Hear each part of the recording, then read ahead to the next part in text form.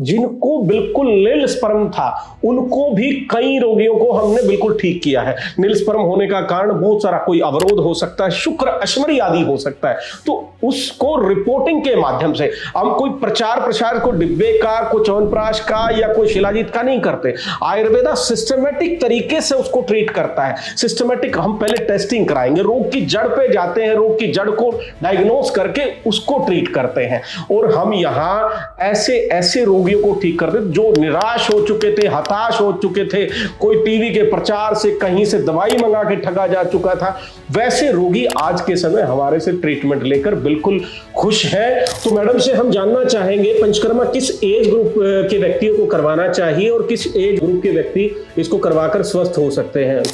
पंचकर्मा वैसे अगर हम अपने शास्त्रों की बात करें तो 12 साल से जो कम उम्र के लोग, उनमें हम नहीं करवाते हैं, और वो बुजुर्ग जिनकी एज 80 अबव रहती है उनमें भी हम कहीं ना कहीं अवॉइड करते हैं।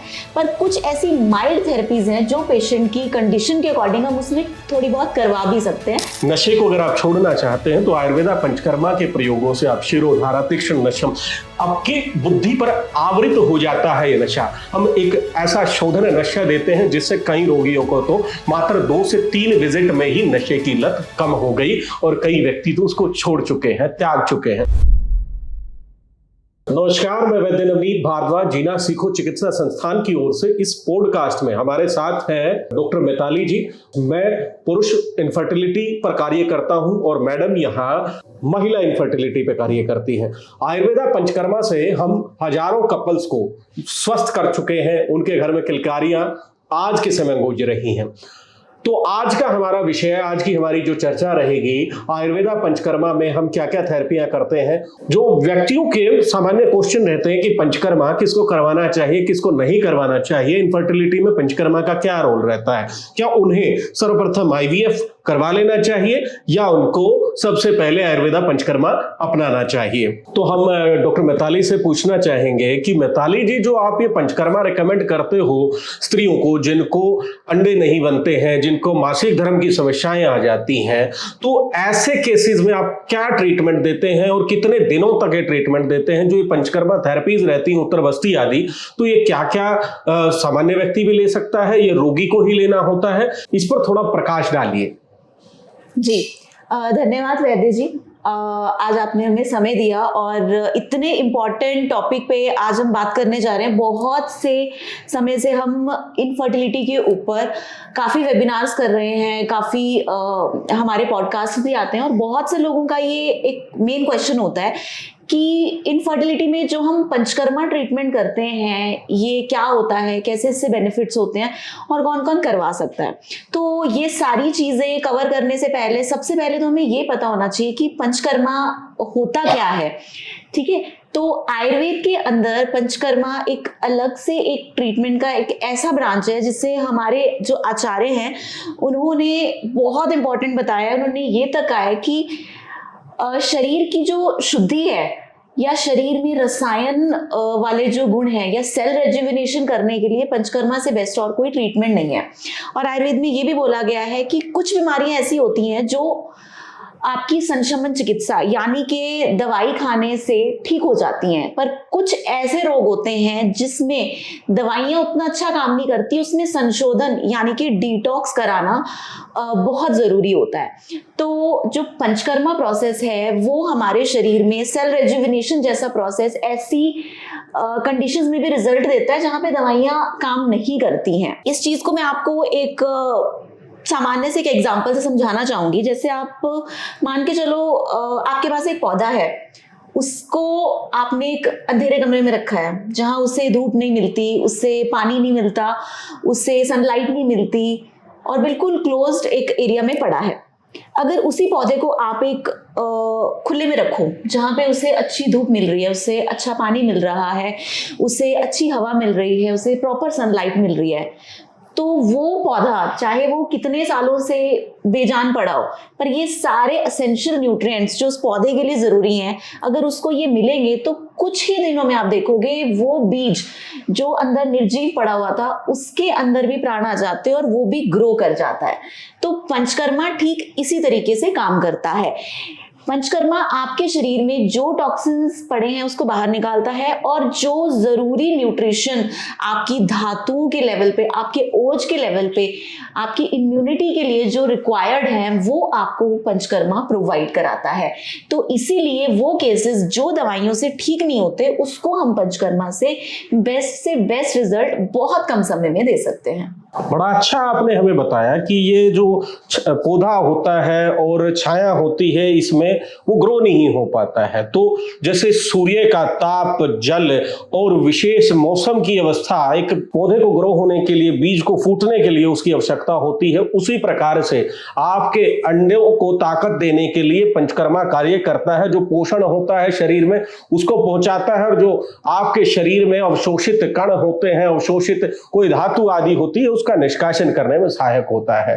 तो आयुर्वेदा पंचकर्मा की चर्चा डॉक्टर मिताली से हम एक और प्रश्न पूछते हैं। तो मैडम से हम जानना चाहेंगे पंचकर्मा किस एज ग्रुप के व्यक्तियों को करवाना चाहिए और किस एज ग्रुप के व्यक्ति इसको करवाकर स्वस्थ हो सकते हैं? क्या ऐसा भी है किसी एज में पंचकर्मा निषेध होता है कि उन्हें पंचकर्मा नहीं करवाना है? क्या कोई ऐसी डिजीज भी है जिनमें पंचकर्मा नहीं करवाना चाहिए, और किन किन व्यक्तियों को क्या क्या लाभ पंचकर्मा से हो सकते हैं? पंचकर्मा वैसे अगर हम अपने शास्त्रों की बात करें तो 12 साल से जो कम उम्र के लोग होते हैं या जो बच्चे होते हैं उनमें हम नहीं करवाते हैं, और वो बुजुर्ग जिनकी एज 80 अबव रहती है उनमें भी हम कहीं ना कहीं अवॉइड करते हैं। पर कुछ ऐसी माइल्ड थेरेपीज हैं जो पेशेंट की कंडीशन के अकॉर्डिंग हम उसमें थोड़ी बहुत करवा भी सकते हैं। बाकी बात करें अगर इनफर्टिलिटी के पेशेंट्स की, तो इनफर्टिलिटी का पेशेंट चाहे आपके पास यंग एज में आए, यानी आप मान के चलो 20 से 30 इयर्स के एज ग्रुप में है, उनमें भी करवा सकते हैं। अगर कोई 35 से 40 इयर्स की एज ग्रुप में आता है तो उसमें भी करा सकते हैं। तो इनफर्टिलिटी का कपल अगर हमारे पास आता है उसमें एज सच कोई इंडिकेशन या कॉन्ट्रा इंडिकेशन नहीं है कि इसको आप करवाओगे, इसको नहीं कराओगे। पर हाँ, पंचकर्मा थेरेपी किस पेशेंट को कौन सी करवानी है वो उसकी एज, वेट, हाइट, उसकी नाड़ी देख के, उसकी जीभ देख के, उसकी डिजीज देख के, उसकी डिजीज की सिविरिटी देख के, एक्यूट है, क्रॉनिक है, किस कंडीशन में, उसके अकॉर्डिंग वेरी कर सकती है। तो अभी तो हमने बात किया पंचकर्मा कौन करवा सकता है, कौन नहीं करवा सकता है। तो अभी हम डॉक्टर साहब से जानेंगे मेल इनफर्टिलिटी के बारे में, क्योंकि इनकी मेल इनफर्टिलिटी के बहुत सारे पेशेंट हैं जो वैद्य जी के पास काफी दूर दूर से आते हैं। तो अभी मैं उनका थोड़ा सा एक्सपीरियंस जानना चाहूंगी मेल इनफर्टिलिटी को लेकर। तो डॉक्टर साहब ये बताएं कि जो मेल इनफर्टिलिटी के पेशेंट्स आपके पास आते हैं, कौन कौन से पेशेंट्स आपके पास ज्यादा आते हैं? आज समाज के अंदर बहुत सारे रोग जो पुरुष इनफर्टिलिटी से रिलेटेड हैं, जैसे एजोस्पर्मिया, टेराटोजोस्पर्मिया, एजोटेराटोजोस्पर्मिया, ऐसी स्पर्म्स की बीमारियां आ रही हैं। किसी को इरेक्टाइल डिसफंक्शन हो रहा है, किसी व्यक्ति को प्रीमेच्योर इजैकुलेशन हो रहा है। मोस्ट ऑफ जो डिजीज है ये खान पान की वजह से हो गई है। आपकी थाली में स्वाद तो बड़ा है लेकिन पोषण कम हो गया है। आप चाट पकोड़े खा रहे हैं, आप नशा आदि कर, ऊपर से तनाव अत्यधिक ले रहे हैं, स्ट्रेस अत्यधिक ले रहे हैं। तो इन्हीं प्रकार के रोगियों को हम चिकित्सा देते हैं। उनको हम चिकित्सा के माध्यम से, आयुर्वेदा पंचकर्मा के माध्यम से कुछ डिटॉक्स थेरेपियां, जिन्होंने शरीर में कचरा एकत्रित कर लिया है नशा आदि करके या गोलियां खा खा कर भी कोई व्यक्ति किसी चीज का सहारा लेकर अपनी प्रीमेच्योर इजैकुलेशन को ठीक करता, वो भी कई बीमारियों को बना देता, उसको डिटॉक्स करना पड़ता है। तब जाकर आयुर्वेदिक औषधि, आयुर्वेदा की जो उत्तर बस्तियां हैं, विशेष वाजीकरण उत्तर बस्तियां, मुस्तकादी उत्तर बस्तियां, वो हम देते हैं। और इतना अद्भुत लाभ, जिनको बिल्कुल नील स्पर्म था उनको भी कई रोगियों को हमने बिल्कुल ठीक किया है। नील स्पर्म होने का कारण बहुत सारा, कोई अवरोध हो सकता है, शुक्र अश्मरी आदि हो सकता है, तो उसको रिपोर्टिंग के माध्यम से हम कोई प्रचार प्रसार को डिब्बे का, कोई च्यवनप्राश का या कोई शिलाजीत का नहीं करते। आयुर्वेदा सिस्टमेटिक तरीके से उसको ट्रीट करता है। सिस्टमेटिक, हम पहले टेस्टिंग कराएंगे, रोग की जड़ पे जाते हैं, रोग की जड़ को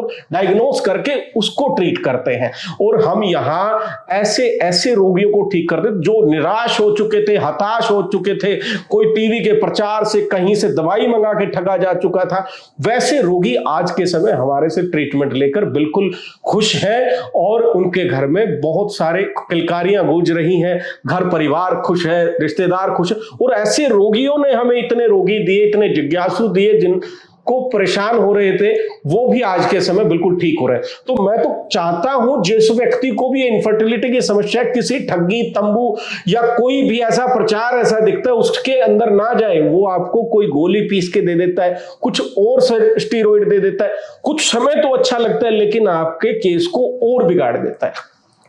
और केस बिगड़ा हुआ है तो समय लगता है। हमें जो 1 महीने में ठीक हो जाना था उसको 4-5 महीने ट्रीटमेंट लेना पड़ता है। जी, तो एक चीज मैं और आपसे जानना चाहूंगी, जैसे आपने अभी बताया कि लो स्पर्म काउंट के पेशेंट्स आपके पास काफी आते हैं, तो सबसे पहले तो मैं ये जानना चाहूंगी, बहुत सारे मेल्स का ये प्रॉब्लम है, इवन यंग एज में 25 से 30 साल के बीच में भी ऐसे मेल्स आते हैं जिनका स्पर्म काउंट या कम है या उसकी जो मॉर्फोलॉजी है उसमें कोई दिक्कत है या फिर स्पर्म काउंट समटाइम्स निल है। तो ऐसे पेशेंट्स का एक बहुत कॉमन क्वेश्चन होता है कि अगर मैं आपके पास ट्रीटमेंट के लिए आता हूँ या अगर हम पंचकर्मा थेरेपी कराते हैं तो मुझे रिजल्ट कितने टाइम में देखने को मिलेगा? रिजल्ट के लिए madam body to body vary करता है, शरीर भी वेरी करता है। एक व्यक्ति को एचबी की कमी है, दूसरे को भी। मैंने सामान्य चिकित्सा दी, किसी का 10 दिन में बढ़ गया, किसी का 15 दिन में बढ़ गया। कारण की चिकित्सा होती है, प्रकृति के अनुसार थेरेपियां दी जाती हैं। कई व्यक्तियों का कई सालों साल पुराना रोग है, रोग की एक्यूट है या क्रोनिक है, नया है पुराना है, उस पर भी डिपेंड करता है, आयु पे डिपेंड करता है, मौसम पे डिपेंड करता है, मूड पे, इवन हार्मोन्स पर भी डिपेंड करता है। फिर भी अगर हम कम से कम बात करें कि आपने कितने टाइम में लो स्पर्म काउंट या एजोस्पर्मिया की अगर हम बात करें जिसमें स्पर्म काउंट है ही नहीं, स्पर्म काउंट नील है, उसमें कम से कम कितने टाइम में आपने रिजल्ट देखा है? एजोस्पर्मिया के रोगियों को कम से कम 25 से 30 दिन तो हमारे यहाँ लग जाते हैं। पंचकर्मा डिटॉक्स होता है 5 से 7 दिन का, उसके बाद में कुछ उत्तर बस्तियां, कुछ विशेष थेरेपियां हम चलाते हैं, संग आहार चिकित्सा और कुछ विशेष वाजीकरण औषधियां भी हम उनको देते हैं। जी। स्त्रियों के अंदर जो एंडोमेट्रियोसिस हो जाती है उसके लिए हम क्या पंचकर्मा चिकित्सा करवाते हैं और कितना समय एंडोमेट्रियोसिस को ठीक होने में लग जाता है? इस क्वेश्चन पर आप थोड़ा हमारे व्यूअर्स को बताएं कि उनकी जो जिज्ञासा रहती है, क्या ये रोग सर्जरी से ही ठीक होना है या आयुर्वेदा पंचकर्मा की थेरेपी से भी ये ठीक हो सकता है? देखो, एंडोमेट्रियोसिस आज के टाइम पे बहुत कॉमन है और अक्सर ये देखा जाता है 30 से 40 इयर्स की फीमेल में ये ज्यादा देखने में मिलता है एज कंपेयर टू बहुत यंग फीमेल्स में उतना कॉमन नहीं रहता है। और एंडोमेट्रियोसिस एक ऐसी कंडीशन है जिसमें एक फीमेल को बहुत हेवी मेंस्ट्रुएशन होता है और वो जो मेंस्ट्रुएशन है बहुत ज़्यादा पेनफुल भी होता है। समटाइम्स इतना पेनफुल होता है कि फीमेल को पेन किलर्स लेने पड़ते हैं या समटाइम्स एडमिट तक होना पड़ता है। और एंडोमेट्रियोसिस कहीं ना कहीं फीमेल इनफर्टिलिटी को भी बहुत इम्पैक्ट करता है। लंबे समय तक अगर ये बना रहे तो बहुत सी फीमेल्स इसी वजह से समटाइम्स कंसीव नहीं कर पाती हैं। तो एंडोमेट्रियोसिस के लिए हमारे पास पंचकर्मा की फैसिलिटी है और इससे रिलेटेड हमारा जो थेरेपीज रहती हैं उसमें हम पेशेंट को उत्तर बस्ती कराते हैं, विरेचन प्रोसेस है वो कराते हैं, इसके अलावा अनुवासन बस्तियां कराते हैं, निरुग बस्तियां करवाते हैं, वैतरण बस्तियां होती हैं वो कराते हैं, उससे रिलेटेड हम अभ्यंग कराते हैं, घृतपान कराते हैं, स्वेदन कराते हैं और एंडोमेट्रियोसिस से रिलेटेड हम कुछ लेप भी हैं जो कि पेल्विक एरिया पे लगाते हैं और एक लीच प्रोसेस है वो भी लगाते हैं। तो जो लीच होती है अगर उसको हम पेल्विक एरिया में नियर यूट्राइन कैविटी में लगाते हैं तो एक तो वो वहाँ की जो लोकल इन्फ्लेमेशन है उसको कम करती हैं। इसके अलावा अगर किसी का ब्लड थोड़ा थिक चल रहा है तो उसको भी थोड़ा सा थिनर की तरह काम करते हैं। और इसके अलावा हमारी बॉडी में बहुत सारे ऐसे पॉइंट्स होते हैं, वाइटल पॉइंट्स होते हैं, मरम पॉइंट्स होते हैं जो भी रिप्रोडक्टिव ऑर्गन से रिलेटेड होते हैं। वहाँ पे हम अग्निकर्म कर सकते हैं या फिर मरम चिकित्सा होती है वो कर सकते हैं या फिर वहाँ पे हम लीच वगैरह लगा के रक्त मोक्षण करके भी पेशेंट को रिजल्ट दे सकते हैं। अगर आप बात करते हो इसमें कितना जल्दी रिजल्ट आता है तो एंडोमेट्रियोसिस में कम से कम 3 मंथ्स इसका ट्रीटमेंट अपने को मिनिमम लेना पड़ता है। किसी फीमेल में 3 मंथ्स में भी रिजल्ट आता है, किसी में 4 मंथ, 5 मंथ और अगर बहुत साल पुराना है तो समटाइम्स 7-8 मंथ्स भी हमें इसमें ट्रीटमेंट लेना पड़ता है। तो अभी हमने जाना एंडोमेट्रियोसिस के बारे में, अब हम वैद्य जी से जानेंगे। जैसे हमने पहले बात किया मेल इनफर्टिलिटी के ऊपर, अभी हम उनसे जानेंगे कि वैद्य जी मेल इनफर्टिलिटी का नशे से, शराब, सिगरेट, तंबाकू, इनका क्या रिलेशन है? क्योंकि आज के टाइम पे जैसे जैसे सबका लाइफस्टाइल चेंज होता जा रहा है, अल्कोहल, स्मोकिंग, जैसे जैसे हमारा लाइफस्टाइल चेंज होता जा रहा है वैसे वैसे अल्कोहल, स्मोकिंग, स्ट्रेस और अलग अलग तरह के नशे बहुत कॉमनली यूज हो रहे हैं। मेल्स तो क्या, फीमेल्स में भी आजकल बहुत कॉमनली यूज हो रहे हैं, पर मेल्स में ये बहुत ज्यादा देखने में मिलता है। तो इन नशों का और ये जो व्यसन है, इसका मेल इनफर्टिलिटी पर क्या इम्पैक्ट पड़ता है? जी मैडम, ये जो नशे की प्रथाएं आज समाज के अंदर बढ़ गई हैं, बीड़ी, सिगरेट, शराब, गुटखा, कोई पहले प्रोफेशनल प्रयोग करता था, एक सौंदर्यकरण के भाव में दिखाता था कि मैं सिगरेट पीता हूं, मैं सिगार पीता हूं। ये ज्यादा तो बेड़ा गर्क किया है इस मीडिया के माध्यम से, और आज के समय तो हर दूसरे घर में, हर तीसरे घर में ये लतें, ये जो नशे की लत है, और कई प्रांतों में तो हर परिवार से कोई ना कोई बच्चा शरीर भी छोड़ गया है। तो ये नशे शरीर को तो खराब करते ही करते, अगला जो वंश आना है, जो आपका बच्चा होना है, उस पर भी प्रभाव डालता है। जिस प्रकार से एक आप खेत में कोई बीज बोते हैं, बीज बोने के लिए हर साल नया बीज लाते हो, पुराना बीज नहीं लेते हो, वैसे ही अगर आपके शरीर से पुनः पुनः आप अपने स्पर्म आदि को निष्कासित करते रहो, कोई बुरी आदत जैसे मास्टरबेशन आदि, कोई नशा आदि, ये आप केमिकल जैसे फसलों में डाल रहे हो, वैसा ही केमिकल ये नशे के द्वारा आप अपने उस बीज को खराब करने का काम कर रहे हो। 2 साल के बच्चे को अस्थमा हो जाता है क्या? 3 साल के बच्चे को स्पेक्स चढ़ जाते, क्यों? क्योंकि आपने अपना बीज खराब कर दिया था, अपना वंश आपने स्वयं खराब किया। जो भी व्यक्ति बीड़ी, सिगरेट, शराब का नित्य प्रयोग करता है, उसका आने वाला कल तो खराब होगा ही होगा। आज के जीवन में भी उनको वो आनंद नहीं मिलेगा। जो व्यक्ति ड्रिंक कर रहा है, ड्रिंक करने के बाद उनका प्रोसेस ऐसा हो गया, हाइपोथैलेमस डिस्टर्ब हो गया, डोपामाइन आपका तभी रिलीज हो रहा है जब आपने कोई नशा किया हो। नशा आदि प्रयोग करके आप अपना कल तो खराब कर ही रहे हैं, आज भी अपना जो आज का समय वो भी खराब कर रहे हैं। इससे आपका स्पर्म काउंट वीक होता है, इससे आपके स्पर्म की मोटिलिटी भी वीक होती है। मॉर्फोलॉजिकल चेंजेस जो व्यक्ति एक रिसर्च में पाया गया है, नित्य सिगरेट आदि प्रयोग कर रहा है, नित्य शराब आदि प्रयोग कर रहा है, उसको टेराटोजोस्पर्मिया, एजोस्पर्मिया ऐसी बीमारियां हो जाती हैं। मैं आशा करता हूं आप थोड़ा समझेंगे, इस नशे की लत को आप टेपर डाउन करेंगे और उसको त्याग कर अपने भविष्य को भी सुधारेंगे और आज को भी सुधारेंगे। नशे को अगर आप छोड़ना चाहते हैं तो आयुर्वेदा पंचकर्मा के प्रयोगों से आप शिरोधारा, तीक्ष्ण नशम, आपकी बुद्धि पर आवृत हो जाता है ये नशा। हम एक ऐसा शोधन नशा देते हैं जिससे कई रोगियों को तो मात्र 2 से 3 विजिट में ही नशे की लत कम हो गई और कई व्यक्ति तो उसको छोड़ चुके हैं, त्याग चुके हैं। अगर आप भी आयुर्वेदा पंचकर्मा की सहायता से अपनी इनफर्टिलिटी को भी ठीक करना चाहते हैं और इन नशे की लत से भी बचना चाहते हैं तो आप आयुर्वेदा पंचकर्मा को अपनाकर अपने जीवन को स्वस्थ बना सकते हैं। उत्तर बस्ती से कौन कौन से इनफर्टिलिटी के रोग ठीक किए जा सकते हैं? जो स्त्रियों के अंदर आज के समय ये भिन्न भिन्न रोग बढ़ रहे हैं, ये जो आप उत्तर बस्ती बता रहे हैं, इसका प्रयोग करके आप कैसे इन रोगों को ठीक कर पाते हैं और किन किन रोगों को ठीक कर पाते हैं, जरा इस पर प्रकाश डालें। जिन व्यक्तियों को, जिन स्त्रियों को ये बीमारियां हैं, वो आयुर्वेदा पंचकर्मा की शरण में आके स्वस्थ हो जाए। जिनको सर्जरियां तक बता दी गई हैं, वो भी आयुर्वेदा पंचकर्मा की इन थेरेपियां करवा के ठीक हो सकती हैं या नहीं हो सकती? देखो, उत्तर बस्ती जो है इनफर्टिलिटी के लिए एक बहुत मेन थेरेपी है, जो कि हम लगभग हर प्रकार की इनफर्टिलिटी, चाहे फीमेल्स हो या मेल्स हो, उन सब में करवाते हैं। इनफर्टिलिटी से अगर हम बात करें, फीमेल्स में पीसीओडी हो गया, आपका फाइब्रॉइड हो गया, इवन ट्यूबल ब्लॉकेज हो गया, और बहुत सी फीमेल्स आती हैं जिनको एक चीज बताई जाती है कि उनकी एंडोमेट्रियम जो है वो अच्छे से बन नहीं पाती, जिसकी वजह से जो एम्ब्रियो है वो इम्प्लांट नहीं हो पाता। ऐसे केसेस तक भी हम उत्तर बस्ती ट्रीटमेंट से ठीक कर सकते हैं। इसके अलावा फाइब्रॉइड्स हो गए, आपके एडिनोमायोसिस हो गए, ये सारी कंडीशंस इससे ठीक हो जाती हैं। जब एम्ब्रियो ठीक से नहीं बन पाता तो उस अवस्था में क्या क्या कॉम्प्लिकेशंस पेशेंट्स को आती हैं? मुझे लगता है कि जब एम्ब्रियो अच्छे से नहीं बनेगा, इम्प्लांट नहीं होगा, तो 2 से 3 माह में ऐसी बहुत सारी मैंने स्त्रियां देखी हैं, बच्चा उनका ठहर नहीं पाता है, उनका अबॉर्शन हो जाता है। तो वो तो कोई इंजेक्शन आदि बताते हैं या कोई दवाई आदि बताते हैं।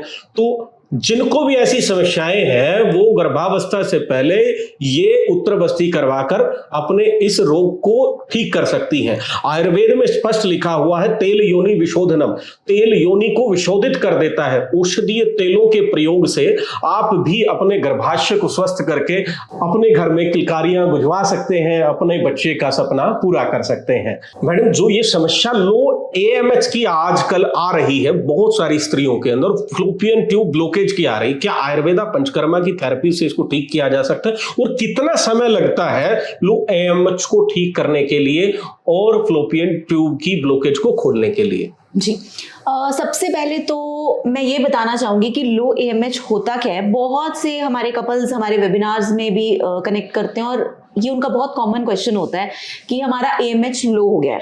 तो जो एएमएच है, एएमएच का मतलब होता है आपका, एक सिंपल भाषा में मैं आपको समझाऊं कि आपका जो एग्स हैं, एग्स कितने बचे हैं, इसको हम नापते हैं एएमएच के जांच से। तो ये जो एएमएच होता है, जब भी कोई फीमेल पैदा होती है, तो मैं आपको बताना चाहूंगी लगभग 2.5 लाख अंडे उसके पास होते हैं।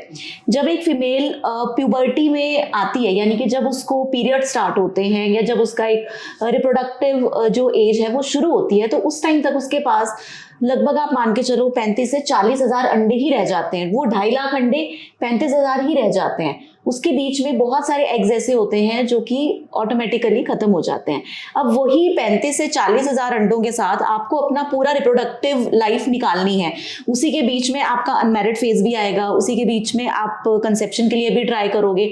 तो होता क्या है, बहुत सी फीमेल्स अक्सर लेट एज में आजकल शादी हो रही है, क्योंकि बहुत से लोगों का करियर प्रायोरिटी है या एजुकेशन के चलते सब अप्रॉक्स कोशिश करते हैं कि अच्छे से एक बार हम अपने करियर में सेटल हो जाएं, फाइनेंशियली एक बार सेटल हो जाएं, फिर ही कंसीव करें।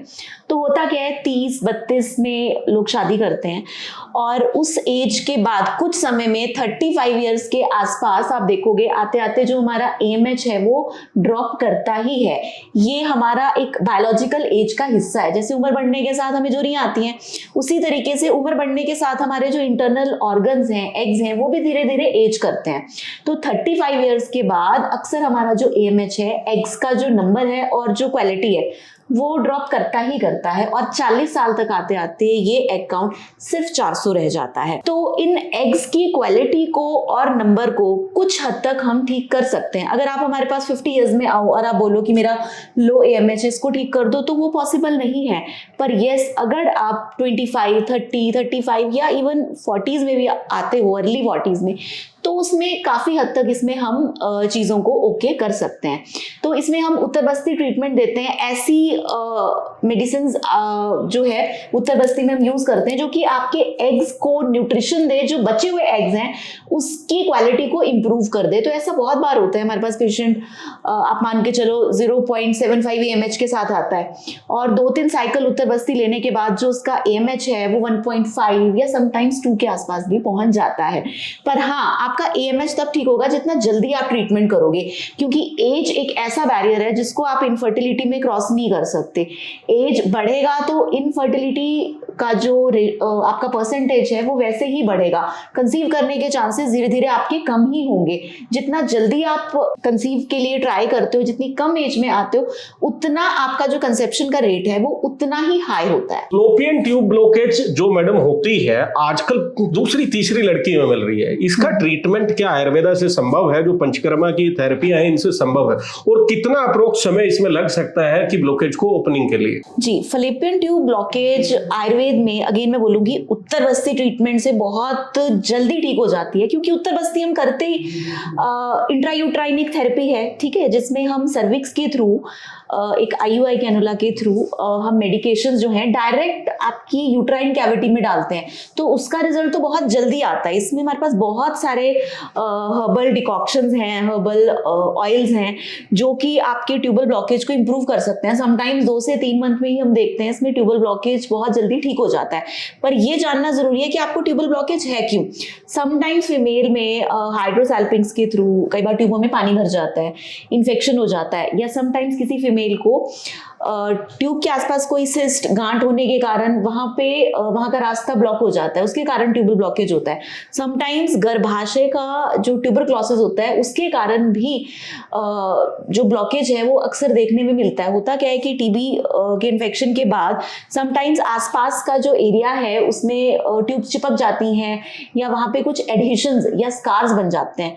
तो ये सारे कारण होते हैं। किस कारण की वजह से उस का हम ट्रीटमेंट अगर करते हैं उसके अकॉर्डिंग आपको उत्तर बस्ती देते हैं तो उसमें रिजल्ट आता ही है। क्योंकि देखो उत्तर बस्ती एक मेडिसिन देने का एक रूट है। जैसे सिरप होते हैं, अब सिरप बीपी का अलग हो सकता है, शुगर का, थायराइड का, कैंसर का, सबका अलग हो सकता है। उसी तरीके से टैबलेट ये भी अलग अलग हो सकती है। तो उसी तरीके से उत्तरवस्ती एक दवा देने का एक माध्यम है, एक मीडियम है। अब वो अगर आपको फैलोपियन ट्यूब ब्लॉकेज होगा उसका अलग होगा, अगर पीसीओडी है उसका अलग होगा, अगर आपको एंडोमेट्रियम ओके करना है उसका अलग होगा। तो इसमें फैलोपियन ट्यूब ब्लॉकेज की अगर हम बात करें 2 से 3 महीने में इसमें बहुत जल्दी रिजल्ट्स आते हैं। इसका जो ठीक होने के चांसेस हैं वो बहुत हाई है। तो उत्तरवस्ती की मैं आपको बोलूंगी, अगर आप 4-5 मंथ्स का रेगुलर साइकिल लेते हो तो बहुत हद तक उसमें चांसेस होते हैं कि आपका जो ट्यूब्स हैं वो ब्लॉक्ड ट्यूब्स ओपन हो सकती हैं। ऐसे ही आप जीना सीखो चिकित्सा संस्थान के इन पॉडकास्ट की सीरीज से जुड़े रहें। यूं ही हम आपको भिन्न भिन्न रोगों के विषय में चर्चा करके बताते रहेंगे, कुछ सरल सुझाव देते रहेंगे।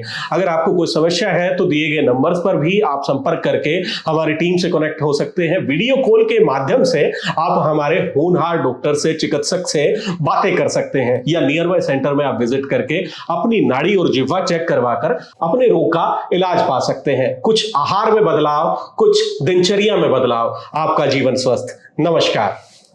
बार बार अबॉर्शंस होना या फिर अगर आप भी इनफर्टिलिटी से परेशान हो रहे हैं तो अभी आप अपॉइंटमेंट अपनी बुक कर लीजिए हमारे हिम्स हॉस्पिटल पंचकुला की, क्योंकि हर वेडनेसडे को डॉक्टर प्रीति जिंदल जो आईवीएफ स्पेशलिस्ट हैं और 30 ईयर से भी ज्यादा का उनको एक्सपीरियंस है, उनसे आप मिलकर अपनी प्रॉब्लम शेयर कर सकते हैं। और अगर बार बार आईवीएफ करवाने के बाद भी अगर आपको सक्सेस नहीं मिल रहा है तो डॉक्टर प्रीति जिंदल से तुरंत मिलिए।